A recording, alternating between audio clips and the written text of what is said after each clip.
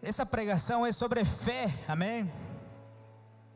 Parece um tema comum, mas realmente é um desafio, porque todas as vezes que você decide se comportar como um homem de fé, vem setas na tua casa, na tua mente, mas nós somos os filhos do rei, aqueles que não retrocedem, amém? Sempre que falamos de fé, a gente se pergunta: eu creio? Eu não creio? A minha fé, ela é fingida? A minha fé, ela é corajosa? Ela me impulsiona? Paulo falou para seu filho na fé, Timóteo, em 2 Timóteo capítulo 1, versículo 5, falou assim, trazendo à memória a fé não fingida que há em ti, a qual habitou primeiro em tua avó Loide e em tua mãe Eunice. Eu estou certo de que também habita em ti. Então há uma fé fingida. Ele está falando, a fé que estava na tua avó, na tua mãe, é essa fé não fingida que está em ti. Todas as vezes que falamos de fé, nos perguntamos: será que a minha fé é fingida? Será que eu falo e não faço? Tiago 2,26 diz que a fé, na parte B, diz que a fé sem obras é morta. Você não pode sair dessa casa sem falar algo que tem que sair do teu coração, com convicção, com certeza, dizendo: não há nada impossível para meu Deus, amém? Não há nada impossível para Deus. Então para Deus tudo é possível, não há nada impossível para Deus. Se eu tenho essa fé, a nossa pergunta sempre será: eu espero ou eu faço alguma coisa? O que eu faço diante dessa promessa que Deus falou comigo? O que eu faço diante daquele desejo ardente que não morre? Passam os anos, passam os tempos, e eu continuo tendo clareza dessa promessa. A Bíblia fala que a fé é um firme fundamento. Imagina a fé como se fosse esse altar, é um firme fundamento aguardando algo que o Senhor falou comigo, que o Senhor falou comigo.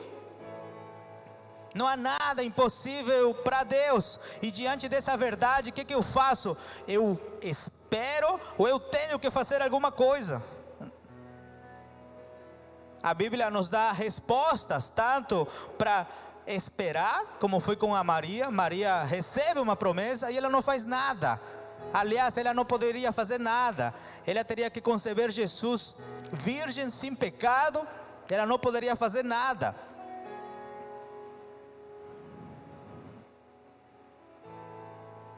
Ela tinha que esperar.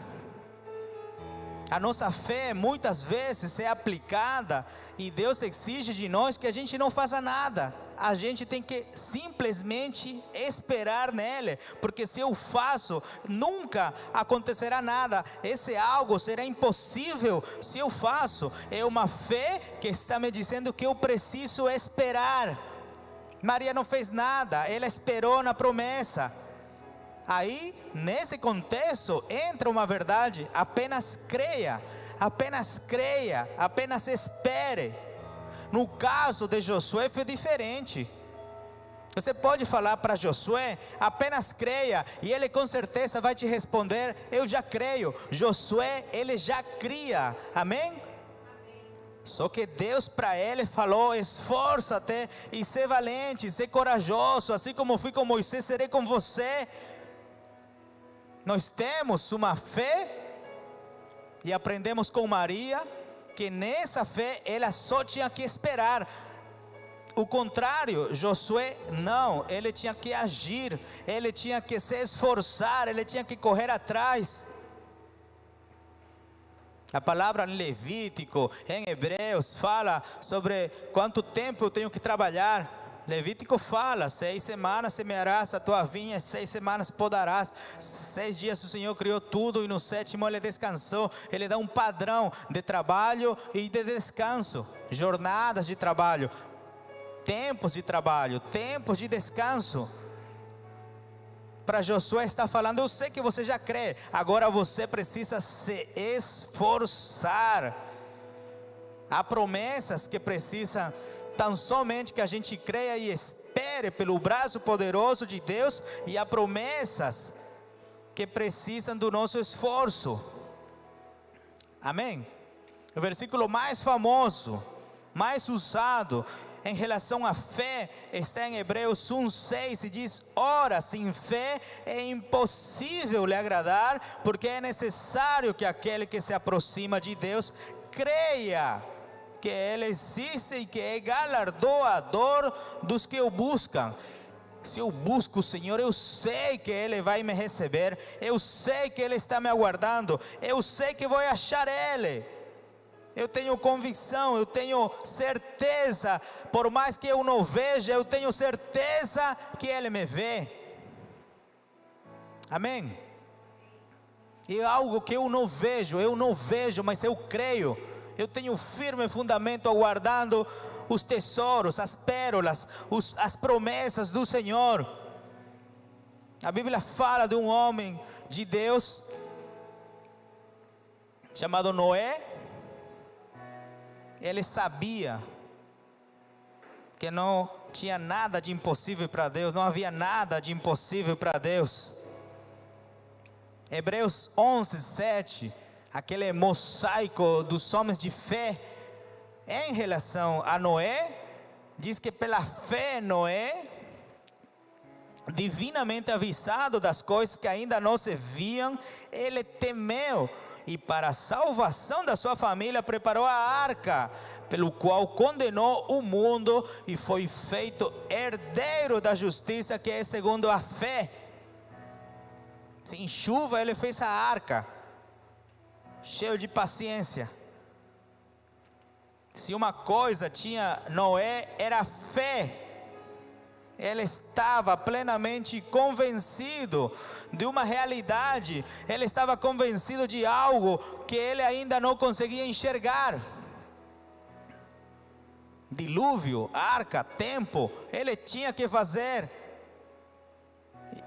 A fé faz exatamente isso.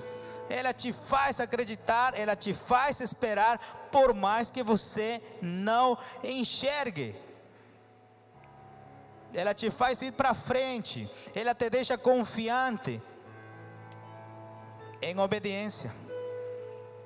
Se Deus falou comigo, eu preciso obedecer em fé, com fé, independentemente de quanto isso possa fazer de que eu seja visto como alguém chato, ou como alguém esquisito, ridículo, controverso.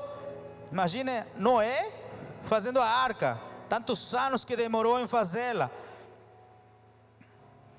e Deus escolhe esse tipo de caminho, aqueles caminhos que não são racionais para o mundo.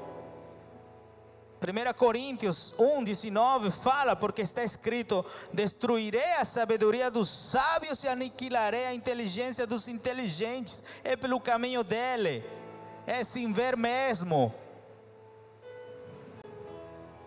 É ligar o farol e continuar acelerando até onde a luz chegue, e quando tenha sombras, o meu farol continuará me mostrando o caminho.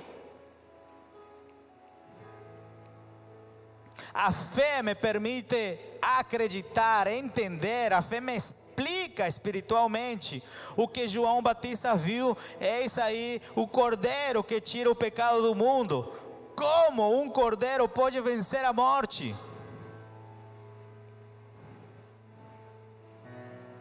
A sabedoria humana, a inteligência convencional não tem e não terá respostas para explicar que um cordeiro vence a morte. As pessoas do lado de fora podem ver como é nobre, entre aspas, acreditar em Deus por causa de algo grande, majestoso. As pessoas podem considerar isso como admirável, fazer a obra do Senhor. Quanto orgulho eu sinto do meu filho, pois ele faz a obra do Senhor, é algo bom. Mas a fé, ela não foi feita para ela parecer linda aos olhos dos outros. A fé, muitas vezes, quando ela é real, ela parece uma espada ensanguentada. É esse tipo de fé que vai além da teoria.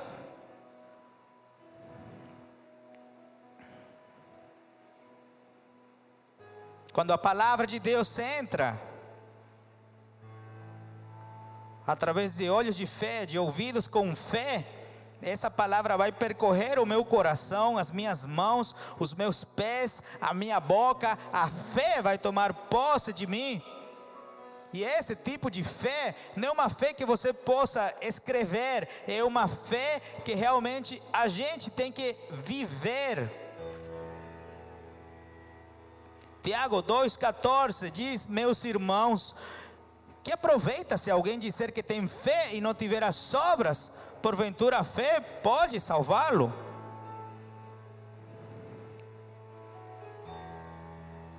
A minha mente precisa entender o que é fé. É verdade, nós oferecemos um culto racional a Deus, nós temos inteligência, conhecimento, sabedoria, são galardões do Senhor. Nós precisamos conhecer os homens de fé, com certeza. Nós sabemos, temos que saber em conhecimento quem é esse Deus que me dá a fé. Mas com tudo isso, a nossa fé tem que continuar sendo prática. Uma fé prática é uma fé que trabalha. Uma fé que trabalha é uma fé que se sacrifica, que sofre. Mulher que é casada sabe quando o marido chega cansado. O homem que é casado e a mulher trabalha sabe quando a sua mulher está cansada, esgotada, lutou muitas lutas invisíveis, mas reais. A mulher ficou em casa cuidando dos filhos, fazendo um monte de coisa, praticando a sua fé. Essa é uma fé que se sacrifica. É uma fé muitas vezes manchada de sangue, cheia de feridas, cheia de cicatrizes. É como se fosse uma espada desfiada, rasgada, lacerada em alguns lugares, amassada, batida. Parece que levou uma surra, mas ainda é uma fé ousada, ainda é uma fé que não se estragou. Parece derrotada por minutos, cansada por segundos, mas ela se mantém determinada. Eu sei em quem eu creio. O meu Deus, Ele faz todas as coisas. Ele é Deus do impossível. Não há nada de impossível para o nosso Deus. Eu gosto de pensar quando os patriarcas falavam o Deus de Abraão, aí veio o Isaac, né? O Isaac tinha que falar, mas e eu? O que o mundo vai falar? Continuarão falando o Deus de Abraão? O que eu preciso fazer para que também se fale o Deus de Isaac? Quais são as coisas que eu devo fazer para que o mundo me conheça como o Deus de Jacó? Então será o Deus de Abraão, mas não para aí. O Deus de Isaac, o Deus de Jacó, o Deus de Isaac e o meu Deus. Eu vou apresentar o Senhor Jesus como Deus de Isaac, como Deus de Jacó e o meu Deus, sobre a minha vida, sobre a minha história. Essa é uma fé prática. A minha fé, a sua fé tem que ser uma fé prática. É necessário que essa fé seja minha, entre eu e Deus. Esse é Deus que fala, Ele vive dentro de mim. Então Ele é meu Deus, não é só o Deus de Abraão, Ele é meu também. A minha fé posta em Deus, é a minha fé, é aquela, imagina uma calça, aquela calça de jeans, que você tem que jogar fora, vai ser confortável, cara, você bota a calça e entrou certinho, e você sabe que tem que jogar fora, mas é tua, ela adquiriu o teu formato, não aperta, não fica larga, é a tua. Imagina um sapato, um calçado, quando ele encontrou o formato certo, a tua fé tem que ser tua fé. A armadura de Deus fala do escudo da fé. É a armadura dada por Deus, o Todo-Poderoso, toda a armadura. Mas há um escudo que é teu. Amém? Eu posso estudar fé nas Escrituras. Eu posso mergulhar intelectualmente nos contextos originais, históricos, culturais, sobre o que é fé. Eu posso estudar a fé no contexto das mensagens de todos os autores da Bíblia. Tem estudo sobre isso. Eu posso organizar o estudo da fé sob a ótica de Cristo Jesus, sob a ótica da salvação. Eu posso usar a Bíblia para isso. Ou também eu posso analisar como essa fé se desenvolve em todas as doutrinas, em todos os pensamentos teológicos, em toda a longa história da igreja, como foi a fé nos primórdios, como era a fé na igreja primitiva, como era a fé no Antigo Testamento. Eu posso olhar para a fé e tentar entender qual é a ética, a moral de nós como cristãos, como tem que ser a minha conduta cristã em relação à fé. Você pode fazer tudo isso, mas a minha fé tem que ser prática. Essa fé prática fala de que eu preciso aplicar ela à minha vida. Eu preciso aplicar a minha fé ao ministério, à igreja.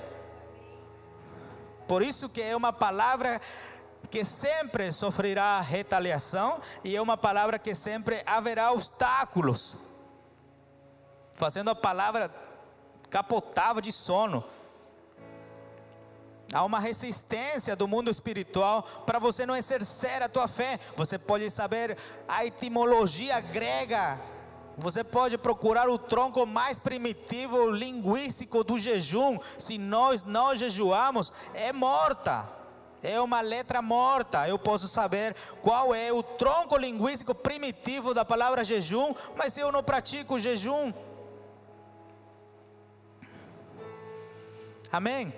Por isso que a fé, ela não precisa ser atraente. Ah, que lindo meu filho, a fé dele, que coisa fofa, que coisa legal ver meu filho com essa fé. Ela não pode ser atraente, ela não é atraente, não é o objetivo da fé. Pouco se importa a fé se ela é linda, se ela é bonita. Ai, que fé linda que ele tem. A fé não se importa com isso, porque a fé não é sentimental.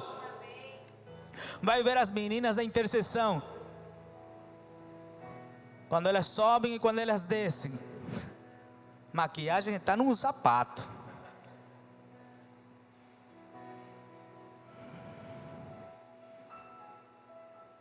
O nosso ideal não pode ser, a gente não pode ter uma ideia romântica. Imagina, tenta visualizar o que é um crente forte. É como se você quisesse avaliar, que eu falo, o leão da selva e um leão com chapinha no circo. A nossa fé, ela não pode seguir uma ideia romântica. Agora, há uma fé quando você se converte, e há uma fé que precisa ser robusta à medida que a nossa corrida pela fé, ela marca 1 ano, 2, 10, 20 anos. Esse cara ficou aqui, aguentou pandemia, aguentou tsunami, e esse cara continua aqui. Esse cara é um guerreiro, esse cara tem uma fé robusta. Pouco se importa se essa fé é atraente. Ele quer ser como o cara chamado Noé. A palavra de Deus diz que ele cumpria, ele apenas cria. Tudo que Deus falava, ele fazia. Essa tem que ser a nossa assinatura. Diante de qualquer tempestade, a nossa fé continua e tem que continuar sendo forte. Por mais que haja pessoas no nosso redor que não concordem, que nos julguem, que nos chamem até de tolo, mas por causa da nossa fé,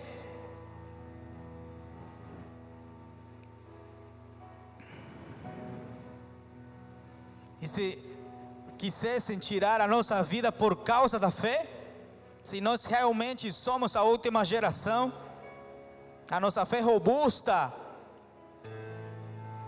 por mais que haja um deserto, a fé sábia te faz saber onde tem águas, te faz suportar o silêncio de Deus, te faz entender a voz dEle. É pela fé.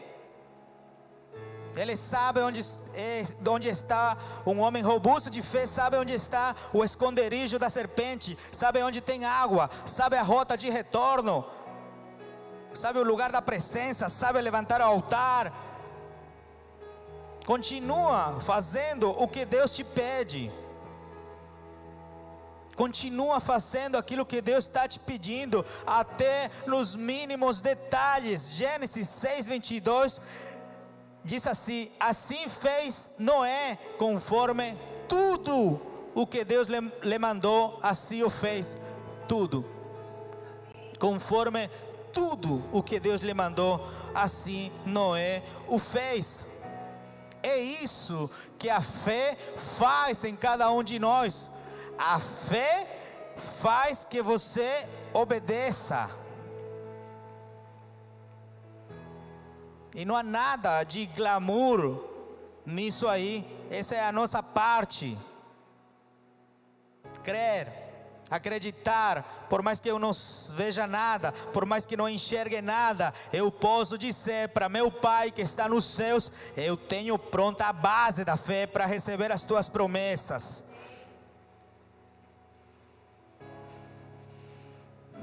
E de pronto copiamos um protótipo de ser rápidos, de querer soluções rápidas, sem esperar, queremos tudo pronto para ontem, instantâneos.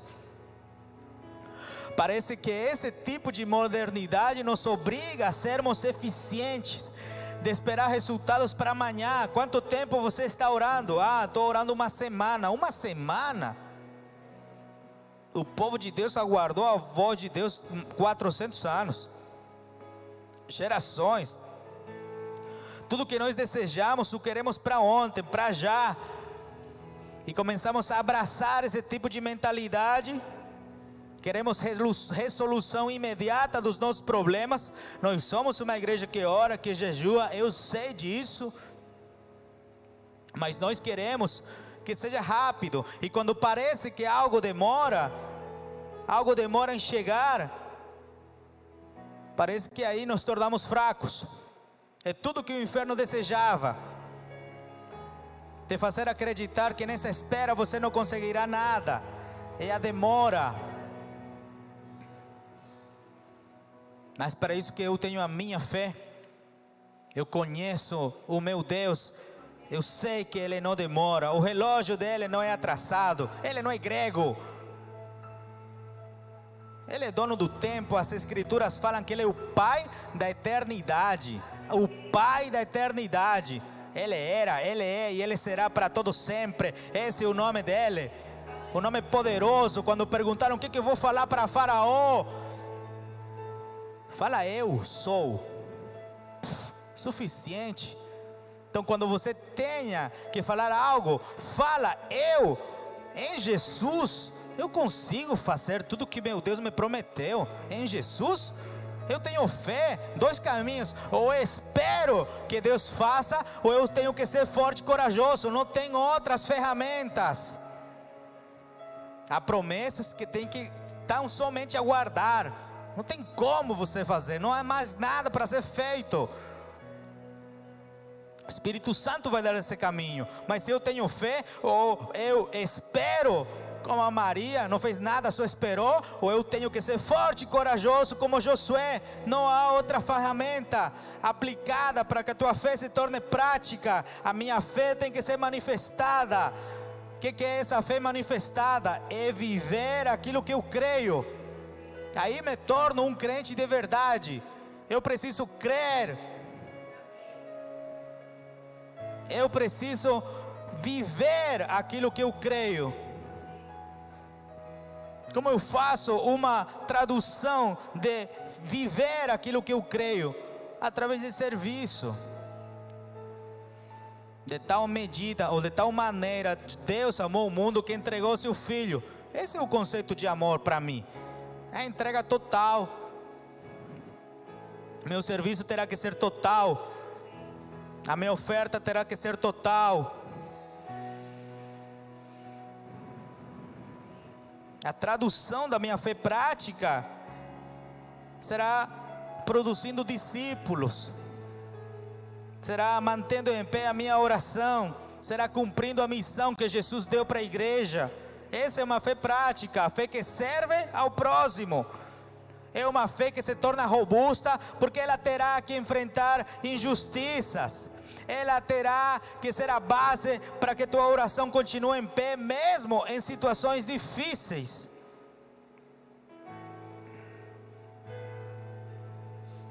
Uma fé robusta faz que a gente continue em pé, vivendo os ensinos da minha Bíblia na rotina do dia a dia, no cotidiano, na guerra, no leão, em tudo quanto é confronto para nós.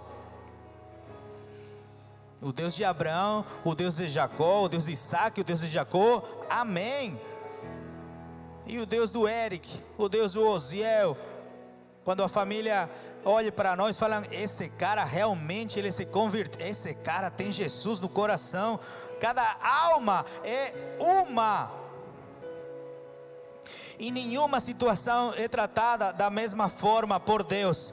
Ele ama a tua individualidade. Nem esse dedo parece com esse dedo, nenhum cabelo é igual ao outro, nenhuma folha da mesma árvore é igual a outra folha. Deus ama a individualidade. Cada alma é uma alma, e nenhuma situação é tratada da mesma forma por Deus. Ele conhece o som do latejar do teu coração. Ele ama o coral quando nós adoramos o Senhor em unidade e cantamos para Ele. Mas Ele conhece o som de voz. Ele conhece o percurso da tua lágrima. Ele sabe quanto tempo você pode ficar em joelhos. Ele sabe quanto tempo você pode ficar procurando Ele. Ele sabe qual é a tua tendência de desistir. Ele conhece o nosso coração, Ele conhece os nossos limites. Eu preciso aplicar a minha fé em cada situação da minha vida. Eu preciso aplicar a fé em cada fase do meu dia. Quando eu acordo é uma fé, quando eu almoço, quando eu estou no trânsito. Fé o tempo todo.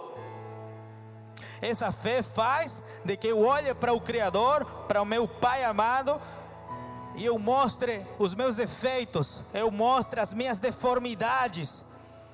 Eu fale para Ele: essa área da minha alma ainda não está fervorosa para te adorar. A fé faz de que eu me indigne com o meu mau caráter. A gente estava assistindo o jogo lá com meu sogro. Meu sogro estava com a camiseta do Palmeiras, torcendo pelo outro time. Aí todo mundo lá de verde. Aí acabou o jogo, o Kaká ajoelhado, triste. Eu tentando consolar, com raiva. Aí eu pego o controle, tá aí meu sogro assistindo a TV e eu desliguei a TV. Grosso, chato, mal educado. Falei: não vou ver isso. Fui na sacada, feito um louco. Quando eu voltei não tinha mais ninguém, cara. Todo mundo foi embora. Eu estava com a cabura na piscina. A gente entrou na piscina, saiu vapor da água. Aí eu abracei ele, pedi perdão para ele. Falei: pô, pai, a gente não era para agir assim. Era para a gente chorar lá no quarto. A fé faz que realmente a gente mostre a nossa genética deforme, a nossa malformação genética, o nosso caráter deformado, as nossas amarguras, sem maquiagem. Confessando os pecados. E declarar algo que para mim nessa noite é importante: Senhor, eu preciso de um recomeço. Escutei um trecho da pregação do presbítero Tainá no último culto dos Flame. Eu não posso ficar no lugar do pecado. Preciso sair, preciso reagir. Eu preciso de um recomeço. Por isso que todas as misericórdias são renovadas no outro dia. Deus trabalha em ciclos, isso é maravilhoso, porque se eu peco e Deus não trabalha em ciclos, eu sou condenado. Agora, se Deus trabalha em ciclos, e eu entendi isso, eu posso me ajoelhar, eu posso me arrepender, eu posso usar a minha fé para que Deus me perdoe. Eu creio que meu Deus é amoroso, Ele é galardoador para aqueles que o buscam. Eu quero expressar a minha necessidade de recomeço. Eu preciso recomeçar. Deus sabe que nós, na nossa natureza, precisamos de recomeço. Amém? A minha fé me permite acreditar que um cordeiro venceu a morte. A fé que consegue olhar para o cordeiro e falar o que João Batista falou: eis aí o cordeiro que tira o pecado do mundo. Uma fé que diga diante do espelho, diante das pessoas: eu sou a imagem de Jesus. Olha o galardão que a gente tem para fazer.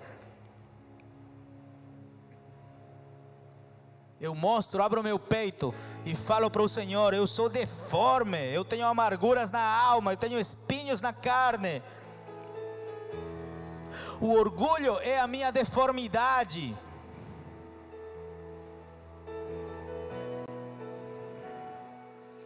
O orgulho é a pior das nossas quedas. A maior escravidão é o orgulho.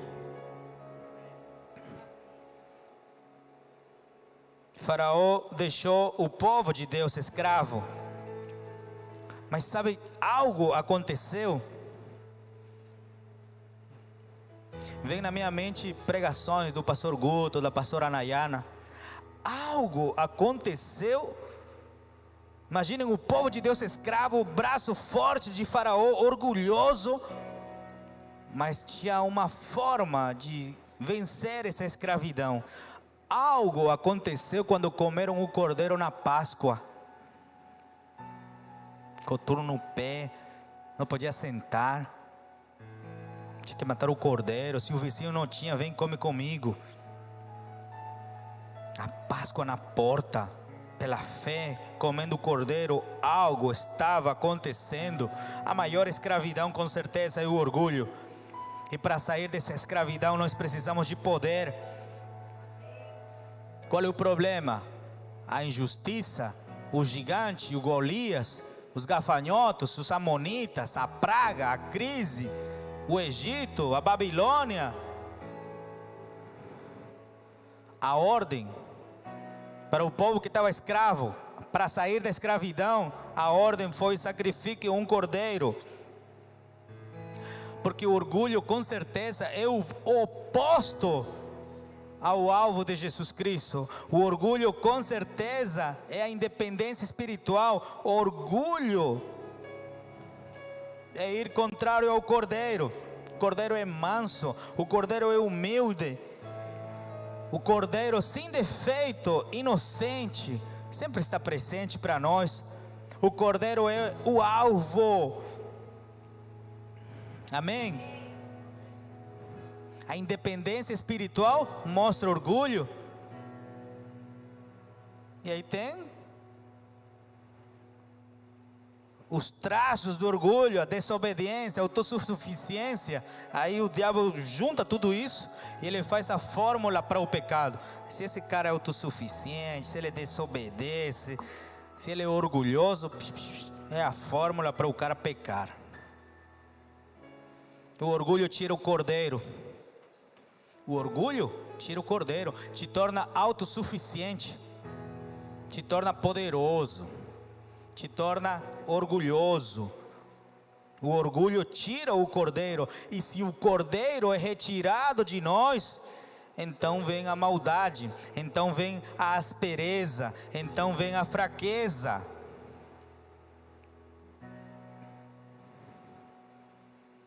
Eu falei, a gente pode mergulhar estudando a fé, colocando, cara, vou colocar a fé sobre a mesa e vou estudar ela desde o ponto de vista sistemático. Não, vou olhar a fé e vou estudar ela desde o ponto de vista histórico. Não, vou estudar a fé desde o ponto de vista teológico. O orgulhoso, ele se debate em si mesmo. A mente dele é um moedor. O tempo todo ele se debate, ele faz perguntas para si mesmo. Isso é normal de acontecer, mas quando acontece em alguém que é orgulhoso, ele se debate em si mesmo, ele não clama. Então eu preciso de uma solução para algo, estão comigo? Eu preciso de um milagre. Eu preciso que o Senhor me enxergue desde o alto, como o jardim dele. Eu preciso de um milagre. Alguém precisa de um milagre? Sou eu? Alguém precisa de um milagre? Eu preciso de um milagre. O orgulhoso se debate.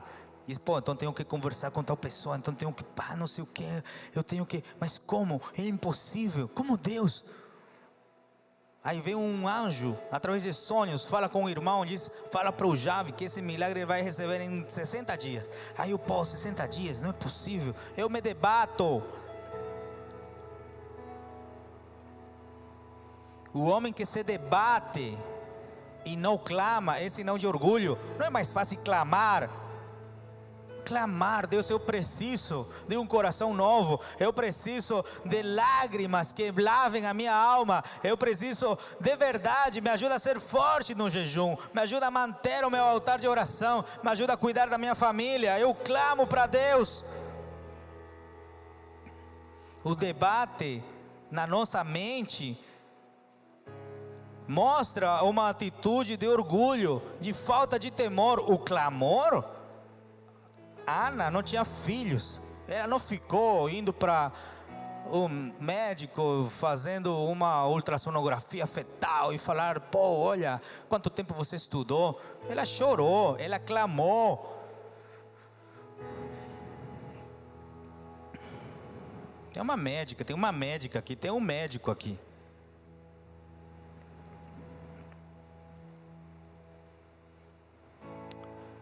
Sabe por quê? Jesus falou, sem mim, Jesus falando, nada podeis fazer. Essa é a fórmula para vencer o orgulho. Sem Jesus, você não pode fazer nada. Jesus falou, sem mim, nada podeis fazer. Oh, que fé linda que você tem, cara. Que pregação top. Esse tipo de sutileza não pode entrar na vida de um cristão. Pô, que top que você toca. Responde assim, a igreja tem um cordeiro. Amém? A gente não precisa provar nada.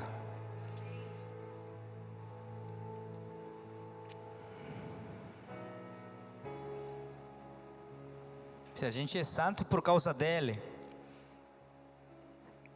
não preciso me sentir examinado.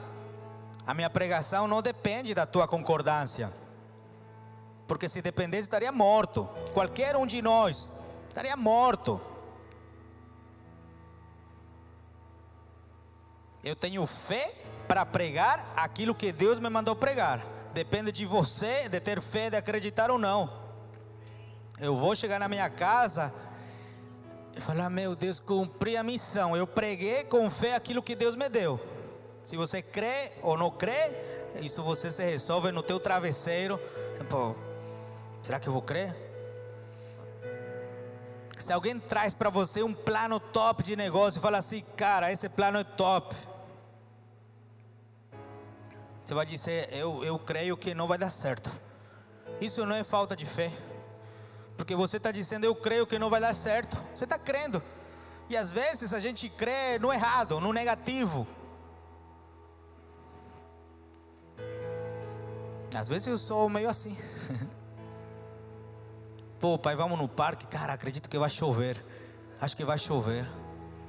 Não, pai, tem uma promoção lá no shopping, não sei o que. Ah, acho que já passou a promoção. Depois a gente vê pelo aplicativo.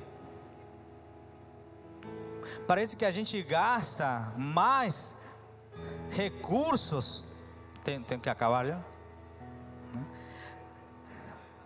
Parece que a gente gasta mais recursos para que a fé não dê certo.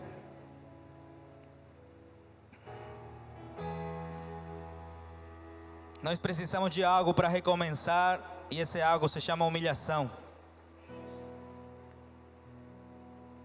Como está a minha vida à luz da verdade? Será que meu coração continua ensinável? Será que meu coração continua humilde? 1 Pedro 5,6 diz: humilhai-vos, pois debaixo da potente mão de Deus, para que a seu tempo vos exalte. Após a arca, houve um recomeço. Houve ou não houve? 8 pessoas, por isso que o número 8 significa recomeço. É 8 deitado. A cruz significa 8 também, enfim. 8 pessoas depois da arca, amém? Não vou contar, tá? Mas foram 8 pessoas. Um recomeço. Deus acabou com a humanidade, cheia de pecado. Chega, faz a arca, boca fechada, cumpriu tudo o que Deus fez. Sobe a tua família. Choveu o que tinha que chover. E recomeçou, amém? A Páscoa também sinaliza o recomeço. E eu aprendi que quando eu me batizei, e eu lembro a minha confissão de fé dentro de mim, e eu lembro da confissão de fé que nós fazemos aqui, para a morte da velha natureza e para novo crescimento em Cristo Jesus, seja batizado em nome do Pai, do Filho e do Espírito Santo. Ah, mas eu fui atropelado na infância. Você é nova criatura em Cristo Jesus. Ah, mas meu pai não queria que eu chegasse nesse mundo vivo. Para nova criatura, você agora está nessa terra. Ah, minha mãe me abandonou. Cara, não é bonito ser feio. Acabou já era. Está culpando a história. Falei com o João Neto agora aqui, achei ele. Cadê ele? Aquele menino do Peru lá. Pô, o cara foi lá, lembram do locutor lá da final do Palmeiras lá? O menino peruano lá, o sonho dele era ser jornalista, procurou patrocinador? Não. Procurou, pô, o cara me ajuda? Não. Procurou, será que eu posso entrar aqui? Não. Todo mundo falou não. Ele viu a montanha, falou para o seu irmão, empresta um celular aí, subiu a montanha lá no alto, pegou um celular, um tripé, e ele começou a... Você viu o carinha lá? Você assistem o que? Nárnia. Aí o carinha, cara, da hora. Ofereceram bolsa, tirou foto com... Vai para a Champions League, enfim. O cara vai estudar na Espanha. As universidades da Inglaterra abriram bolsa para ele. Pô, um cara que quis, que não olhou. Ah, porque eu moro no interior. Ah, porque a minha mãe, ela não sabe falar bem. Ah, porque meu pai, ele não estudou. Pô, cara... Nova criatura em Cristo Jesus e acabou. Não precisa ato profético maior do que esse aí. A minha comunhão, toda ceia tem comunhão, toda ceia tem ato profético. A gente faz ato profético. Mas eu mergulhei nas águas. Eu confessei Cristo Jesus a viva voz. Eu me arrependi literalmente dos meus pecados. As minhas pálpebras sangraram. Cate sabe. Confessando meus pecados, 1 dia, 2, 3, caramba, a minha lista de pecados não acaba. Eu não estou repetindo pecado não. Cheio de pecado. Alguém quer aceitar Jesus? Mas 50.000 vezes João Neto aceitei Jesus. Tinha pecado, continuava pecando.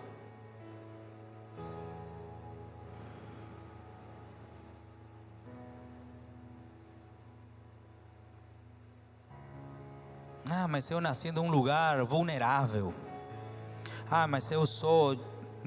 Meu nariz, eu não gosto do meu nariz. Eu sou corcundo.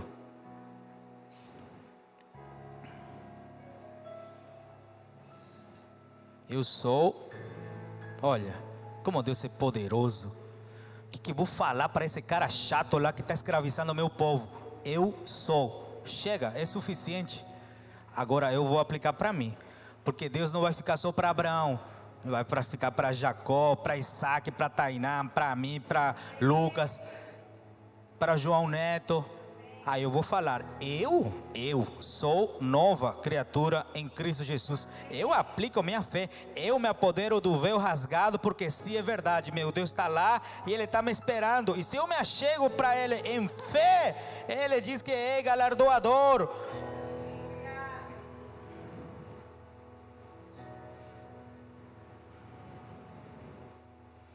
Isaías 53:7, ele foi oprimido e afligido, mas não abriu a sua boca. Como um cordeiro foi levado ao matador, e como ovelha muda perante os seus tosqueadores, assim ele não abriu a sua boca. Ele é Senhor, Ele é Deus Todo-Poderoso, e é nele que está a nossa fé. A fé nos capacita para crer, a fé nos capacita para ver o invisível. A fé nos capacita para conhecer o que eu anotei como tema da pregação, o ainda não. A tua promessa chegou? Se sim, amém. Mas não é a única que você tem. Mas se você está aguardando o teu milagre, a fé te prepara. Se teu milagre ainda não chegou, a fé robusta te prepara para o ainda não. Ainda não? Beleza, mas você tem uma fé robusta. Amém? Ainda não. O teu milagre chegou? Não, ainda estou solteiro aqui. Mas se tua fé está robusta, ela te prepara para o ainda não. A tua empresa bombou, é uma empresa top, multinacional? Ainda não, mas a minha fé robusta em Jesus fará de que eu realmente me esforce. Se esforçar é o limite extremo, é o máximo. Descansar, cara, eu não nasci nessa terra, tá? Mas descansar é para quem que cansou, né? Eu não posso descansar se eu não cansei, né? Descansou. Então alguém que está cansado, se você não está cansado, cansa para descansar. Você deita no travesseiro, meu Deus do céu, sabe quando você está morto, com as costas quebradas, trabalhou 12 horas por dia, deita na cama e fala, meu Deus, eu queria, dorme na hora. Agora, se não está cansado, algo falta. Aqui a palavra de Deus diz limite extremo, é merecer o travesseiro. E diante da tua adversidade, nunca, mas nunca se render. Amém? Não chegou o teu milagre? Tem milagres que Deus me falou que ainda não chegaram. Tem promessas que o Senhor me falou quando eu tinha 4 anos de idade e ainda eu não vi. Mas até isso eu me preparo para o ainda não. Fecha teus olhos, curva tua cabeça. Louvor pode se posicionar. O ainda não. O ainda não. Jesus, sendo forma de Deus, Ele não teve por usurpação ser igual a Deus, mas se aniquilou a si mesmo, tomando a forma de servo, se fazendo semelhante aos homens, e achado na forma de homem, Ele se humilhou a si mesmo, sendo obediente até a morte e morte de cruz, pelo que também Deus o exaltou soberanamente e lhe deu um nome sobre todo nome. Jesus nos mostra o caminho. Nós precisamos de um recomeço, mas para que isso aconteça, nós precisamos de humilhação. E aí se levanta um inimigo chamado orgulho, mas também se levanta uma solução chamada Cordeiro. O Cordeiro que venceu a morte. O Cordeiro que venceu a morte. Quando uma serpente venenosa, ela morde, ela deixa o veneno, a ciência, ela pega o soro antiofídico do cordeiro. Senhor Jesus, nós te amamos. Nós precisamos do recomeço. Nós precisamos do recomeço, de algo novo. Eu sinto no meu espírito algo novo, indescritível, indecifrável, porque é algo novo. Ninguém viu, ninguém vivenciou, ninguém imagina aquilo que está por vir, mas pela fé nós acreditamos. Fica em pé no teu lugar, vamos adorar Jesus. Ele é santo.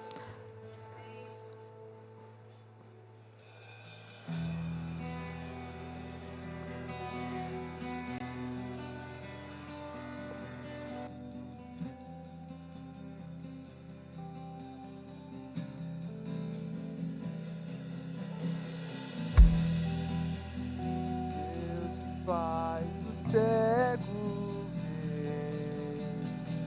Tá passando por aqui, tá passando por aqui. Impossível vem transformar meu coração, transformar meu coração. Eu creio em ti, sim, eu creio em ti, Deus o sobrenatural.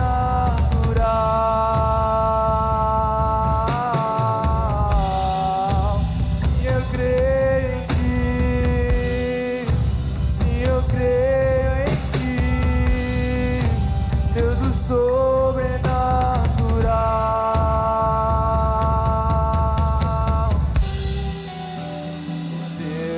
Faz o surdo ouvir, silencia o medo em mim, silencia o medo em mim. Vai colocando o nome dos teus familiares, dá nome à tua promessa. Fala: Deus, eu não esqueci daquilo que o Senhor me falou, e eu sei que o Senhor não esquece das promessas.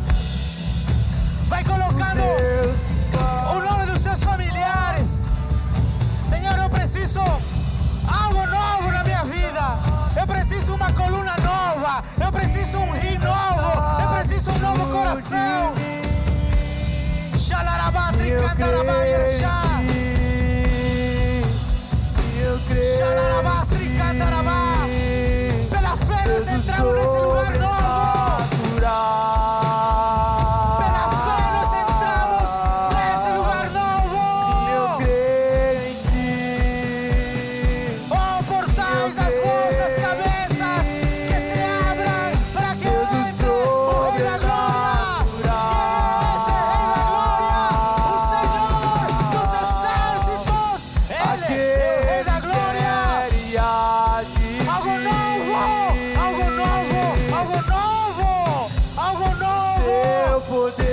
Vai ressurgir. Um emprego novo, uma casa nova, algo novo, algo novo. Deus de milagres, Deus algo de novo. Milagres.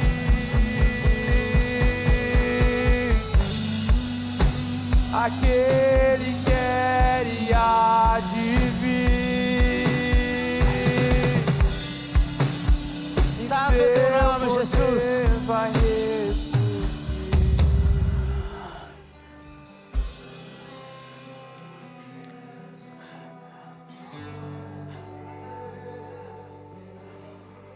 Desde que você chegou nesse culto, e ninguém te pediu nada, mas eu queria te fazer um convite. Se você ainda não aceitou Jesus Cristo como teu único Senhor e Salvador,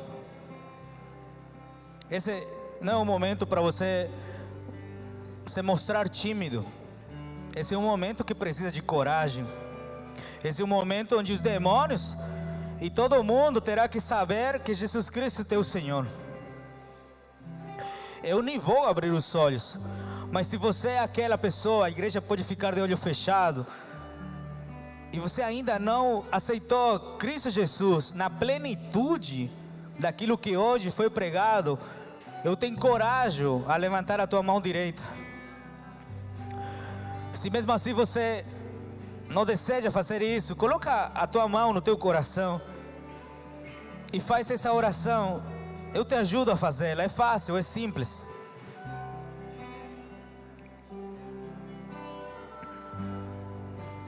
Se você é esse alguém que precisa reconhecer hoje que Jesus Cristo é teu único Senhor e Salvador, levanta a tua mão bem alta. Se você não tem interesse, pode ficar de boa. Mas se você realmente tem interesse, deixa a tua mão bem alta. Não é o momento de ser tímido. Se você já fez isso, fica quieto no teu lugar, de olhinho bem fechado. Eu sei que tem uma pessoa ou duas que desejam fazer isso. E talvez o olho aberto do irmão constrange. Mas eu te ajudo a fazer essa oração. Você me ajuda? Senhor Jesus, eu entendi a tua mensagem. Me reconheço pecador. Mas hoje eu entendi e conheci o amor do teu nome. Por isso, hoje eu te aceito, Jesus de Nazaré, como meu único Salvador, como meu suficiente Senhor. Escreve meu nome no livro da vida, e que desse livro jamais seja apagado, em nome de Jesus.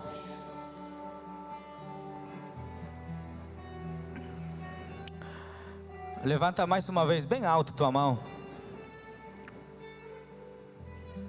Procura alguém que está aí do teu lado, porque nós somos um corpo, amém? Procura uma mão que está do teu lado. Se está distante, fica mais próximo. Vamos orar o Pai Nosso, amém? Vocês me ajudam a fazer isso juntos? Pai Nosso que estás nos céus, santificado seja teu nome. Venha a nós teu reino. Seja feita a tua vontade, assim na terra como nos céus. Como nós cada dia nos dai hoje, perdoa as nossas dívidas, assim como nós perdoamos os nossos devedores. Não nos deixe cair em tentação, mas livra-nos do mal. Pois teu é o reino, o poder e a glória para sempre. Levanta a tua mão direita bem alta em direção aos céus. Como servo do Senhor, como servo do Deus vivo, que o amor do Pai, a graça do Senhor Jesus Cristo, a companhia, as consolações do Espírito Santo da promessa, seja sobre cada um de vocês, em nome de Jesus. Que você tenha um final de semana incrível na presença do Senhor. Vai na paz, em nome de Jesus. O Senhor te ama. Glória a Deus.